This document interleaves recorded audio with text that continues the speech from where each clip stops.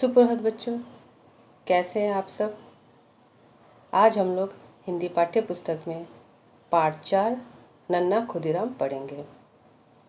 इस पाठ में हम लोग खुदीराम की देशभक्ति के बारे में पढ़ेंगे और किस प्रकार उन्होंने अपना जीवन भारत माँ की आज़ादी के लिए हंसते हंसते बलिदान कर दिया, उसके बारे में पढ़ेंगे। आइए पाठ पढ़ते हैं।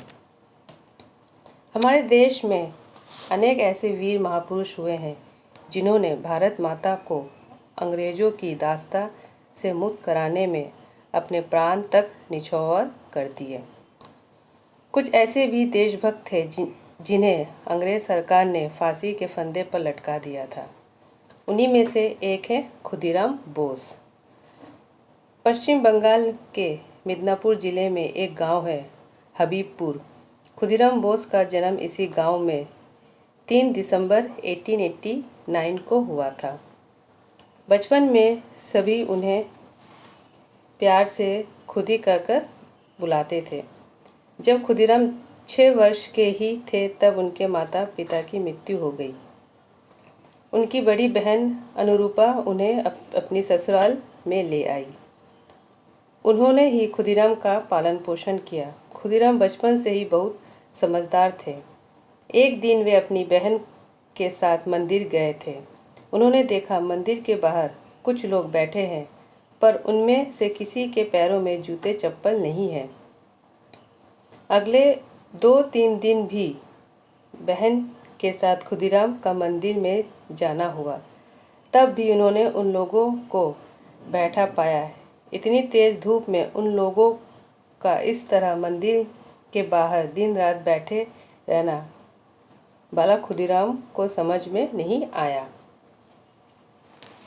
एक दिन उन्होंने वहां खड़े एक आदमी से पूछा, चाचा, ये लोग मंदिर के बाहर नंगे पैर क्यों बैठे रहते हैं? ये लोग बीमार हैं? भगवान से अपनी बीमारी से छुटकारा पाने के लिए प्रार्थना कर रहे हैं।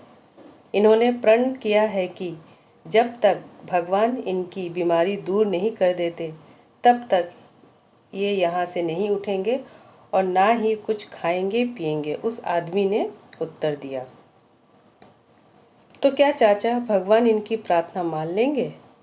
बालक खुदीराम ने प्रश्न किया। हाँ, क्यों नहीं। यदि सच्चे मन से भगवान से कुछ मांगो तो वे अवश्य देते हैं। खुदीराम कुछ देर तक सोचते रहे, फिर बोले, एक दिन मैं भी यहाँ नंगे पैर आऊँगा और तब तक नहीं जाऊँगा जब तक भगवान मुझे मेरी बीमारी से मुक्ति नहीं दिला देंगे। उस आदमी ने बालक खुदीराम को ऊपर से नीचे तक निहारते हुए कहा, मजाक करते हो बेटा? भला तुम्हें कौन सी बीमारी है जो ऐसा कह रहे हो? तुम तो भले चंगे लगते हो। बालक खुदीराम गंभीरता से बोले, क्या इस गुलामी से बड़ी भी कोई बीमारी हो सकती है? मुझे इस बीमारी से छुटकारा पाना है। बालक खुदीराम ने ठान लिया कि गुलामी की इस बीमारी को अपने देश से दूर करके ही रहेंगे। वे आजीवन अपने प्रण पर अटल रहे। खुदीराम बचपन से ही अंग्रेज़ों को अपने देश से बाहर निकालने की बात सोचते रहते थे।